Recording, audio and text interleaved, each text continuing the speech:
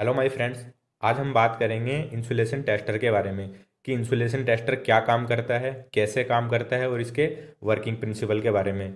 तो उसके पहले हम बात करेंगे कि मेगर मेगर एक कंपनी है जो कि इलेक्ट्रिकल के टेस्टिंग इक्विपमेंट्स बनाती है। ठीक है, जैसे कि 10 डेल्टा किस्ट और टाइमर्स हैं और जो कैपेसिटेंस मीटर्स हैं, वो जो है मेगर कंपनी बनाती है। उसी के नाम पे जो है, जो इंडिया और जो दूसरी कंट्रीज़ हैं उसमें जो है ये मेगर मेगर इसको बोला जाता है।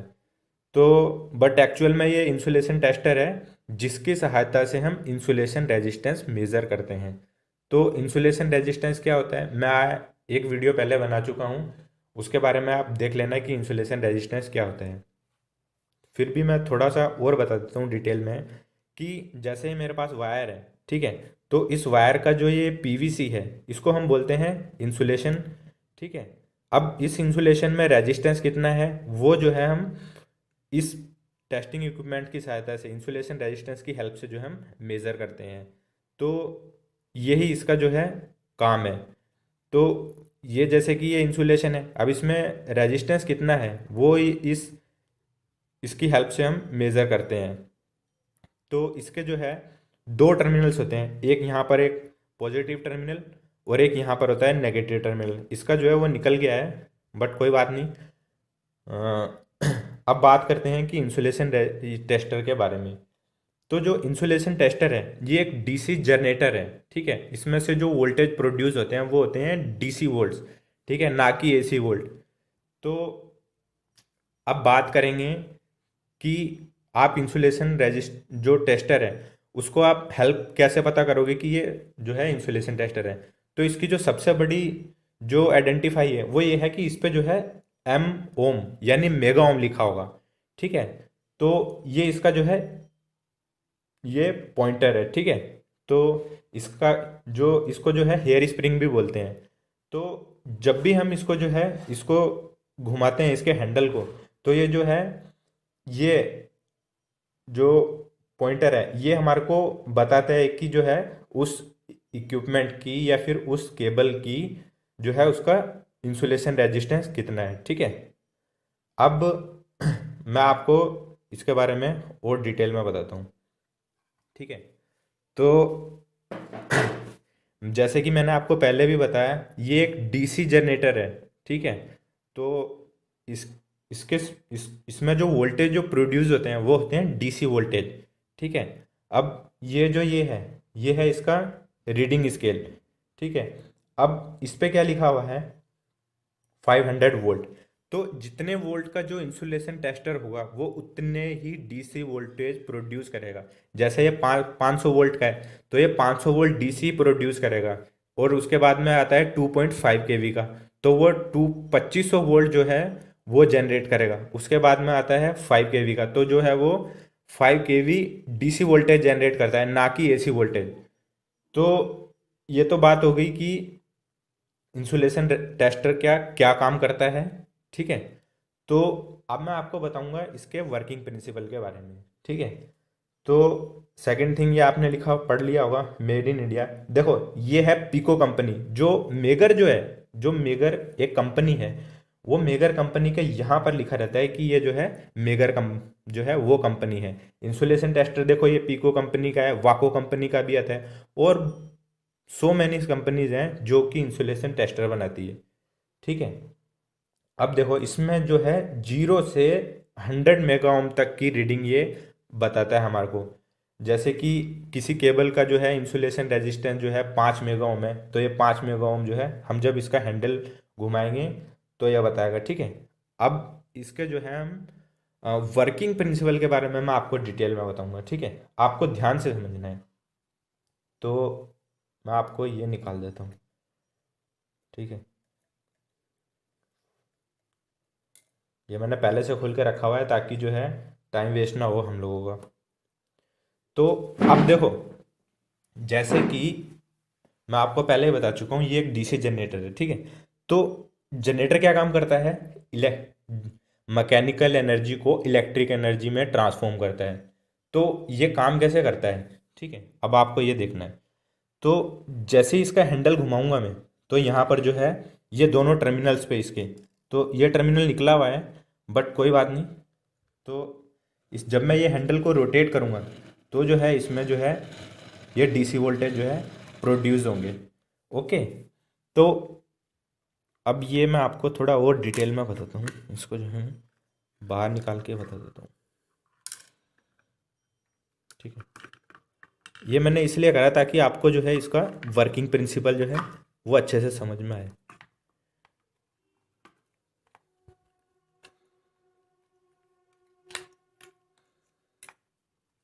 एक इसको जो है रख देते हैं। अब देखो यहाँ पर जो जनरेट हुए थे वोल्टेज, ठीक है, जैसे ही, क्योंकि डीसी जनरेटर का क्या क्या फंडा है, किसी भी कंडक्टर को मैग्नेटिक फील्ड में जब घुमाया जाता है तो उसके आसपास में जो जो है वो इलेक्ट्रिसिटी जो है वो जनरेट हो जाती है। तो जब मैं इसको ऐसे घुमाऊंगा यहाँ पर ये, ठीक है, तो आप ये वॉच करो कि ये जो ये तो है गियर्स, ठीक है, ये गियर्स इसलिए हैं ताकि हमारे को जो है एक परमानेंट कांस्टेंट, जैसे कि जो 160 आरपीएम है, 160 रोटेशन पर मिनट जो है वो मिल सके, इसलिए जो है इसमें इस तरीके के जो है ये गियर डिज़ाइन किए जाते हैं।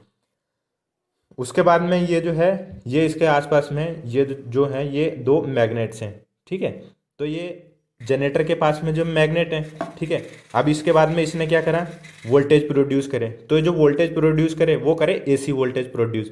अब जो एसी वोल्टेज प्रोड्यूस करे तो वो एसी वोल्टेज जो प्रोड्यूस करे वो इस कोर की हेल्प से, ठीक है, और पास से देखो आप, इस कोर की हेल्प से वो आ गए इसमें कोयल में। तो जब कोयल में क्या हुआ, कोयल में वोल्टेज आए, तो अब इसमें जो है वोल्टेज, जो एसी वोल्टेज प्रोड्यूस हुए थे वो बहुत एक लिमिटेड वोल्टेज प्रोड्यूस हुए थे, ठीक है, फॉर जैसे कि मान सकते हैं हम कि 100 वोल्ट प्रोड्यूस हुए थे, ठीक है।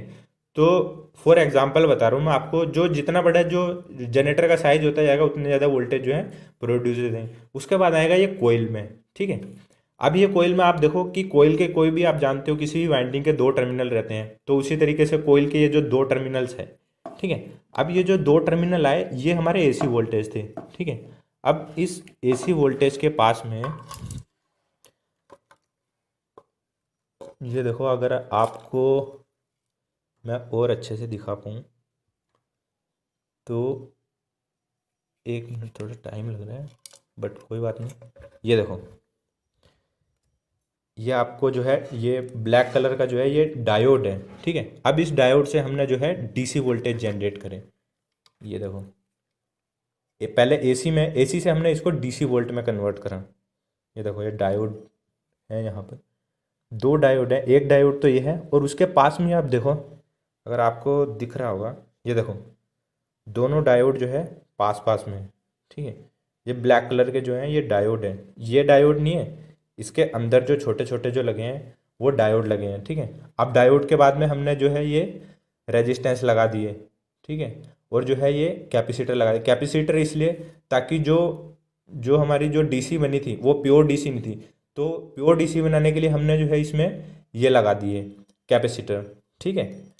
तो अब क्या हुआ कि जब हमने इसमें कैपेसिटर लगा दिए, तो कैपेसिटर लगाने से क्या होता है कि प्योर डीसी बनेगी, ठीक है। तो अब जो प्योर डीसी बनी, प्योर डीसी की हेल्प से जो है हमने उसको, अब डीसी कहाँ तक बनी, उस यहाँ तक तो आपको समझ में आ गया होगा। अब डीसी बनने के बाद में ये दो हैं, ये दो परमानेंट मैग्नेट हैं, ठीक है। डीसी तो बन गई, ये देखो परमानेंट मैग्नेट, ये देखो ये डिफ्लेक्ट कर रही है मैग्नेट, ठीक है। अब ये जो जैसे कि यहाँ पर जो डीसी वोल्टेज आए, ठीक है, डीसी वोल्टेज आने के बाद में यहाँ पर आए, यहाँ पर आने के बाद में एक एक तो ये रहा, ठीक है, और जो सेकंड है वो ये है, ये देखो एक पॉजिटिव हो गया और एक जो है यहाँ पर जो है ये नेगेटिव आ गया, ठीक है, एक पॉजिटिव एक नेगेटिव। तो ये रेजिस्टेंस है, ये रेजिस्टेंस इसलिए लगा रखा है ताकि जो जब भी किसी भी हमने को किसी का भी जो है इंसुलेशन रेजिस्टेंस मेजर करना है, उसके जो है टर्मिनल दोनों आइसोलेट होने चाहिए। अगर उसमें लाइन चालू होगी तो क्या होगा कि एक पॉजिटिव में एक नेगेटिव में लगा दिया हमने, तो उससे जो है हमारा जो ये इंसुलेशन टेस्टर है ये खराब हो जाएगा, ठीक है। तो इसलिए जो हमने यहाँ पर जो है ये दोनों रेजिस्टेंस लगा रखे हैं। तो अब क्या होता है कि जैसे ही डीसी वोल्टेज यहाँ पे है, यहाँ पर आने के बाद में दो ये परमानेंट मैग्नेट है, ठीक है, एक नॉर्थ पोल है एक साउथ पोल है, ठीक है। तो परमानेंट मैग्नेट है, ये मैं आपको दिखा भी चुका हूँ, ये देखो, ठीक है। अब क्या होता है कि जो यहाँ पर आए उसके बाद में ये जो पोल है, ये एक नॉर्थ पोल है एक साउथ पोल है, तो ये एक दूसरे के प्रपोजनल होते हैं, ठीक है। नॉर्थ पोल साउथ पोल नहीं, इसके बीच में जो ये तो एक दूसरे को अट्रैक्ट करते हैं, नॉर्थ पोल और साउथ पोल। तो इसके बीच में जो ये लगा हुआ है, ठीक है, ये एक दूसरे के प्रपोजनल रहते हैं, ये जो ये हेयर स्प्रिंग है, ठीक है।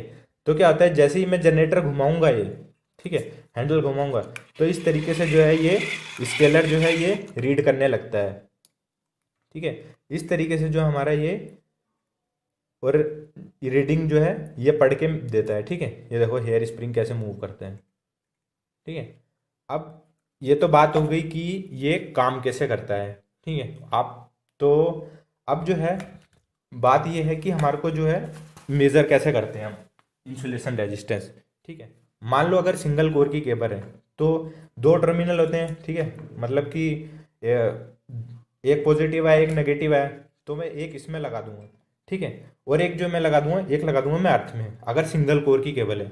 उसके बाद में मैं जो है ये मेज़र कर लूँगा, ये मतलब कि हैंडल घुमाकर, ठीक है।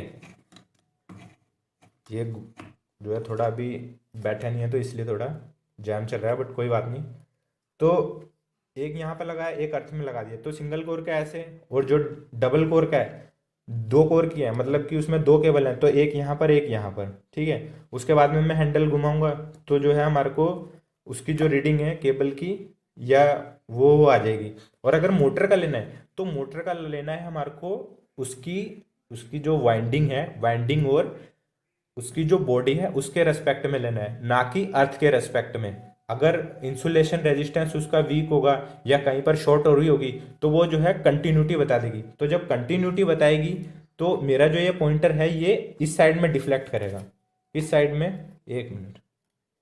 तो अगर वो आपस में शॉर्ट हो रही होंगी तो वो जो है ये जीरो साइड डिफ्लेक्ट करेगा, चाहे केबल हो या कुछ भी हो, ठीक है। तो बात ये हो गई कि इस तरीके से जो है ये मोटर का इंसुलेशन रेजिस्टेंस। अब जो है और चाहे वाइंडिंग हो ट्रांसफार्मर का हो, ट्रांसफार्मर का इंसुलेशन रेजिस्टेंस कैसे लेते हैं वीडियो बना रखा है, देख लेना। और उसके बाद में थर्ड जो नंबर जो कंसेप्ट है वो ये है कि हमारे को जो है एसी के इक्विपमेंट्स जो डीसी के हैं, जैसे कि डीसी की केबल्स हैं और मोटर है वो भी डीसी पे चलती है, तो उसका तो हमने इंसुलेशन रेजिस्टेंस मेजर कर लिया है। बट जो एसी के इक्विपमेंट हैं, ठीक है, जैसे कि केबल्स है, उसका जो है उसमें तो जो है एसी वोल्टेज जो है एसी करंट फ्लो हो रहा है, तो एसी करंट उसमें फ्लो हो रहा है, बट हम तो यहाँ से डीसी वोल्टेज जनरेट कर रहे हैं, तो उसको वो इंसुलेशन रेजिस्टेंस क्यों मेजर करेगा? तो उसका आंसर ये है कि उसमें है आर यानी रेजिस्टेंस, ना कि इम्पिडेंस जेड। तो जैसे कि ये केबल है, ठीक है, अब फॉर एग्जांपल कि ये तो एसी में थी तो हमारे को तो इस हिसाब से एसी जनरेटर लगाना चाहिए तो ही तो मालूम पड़ेगा।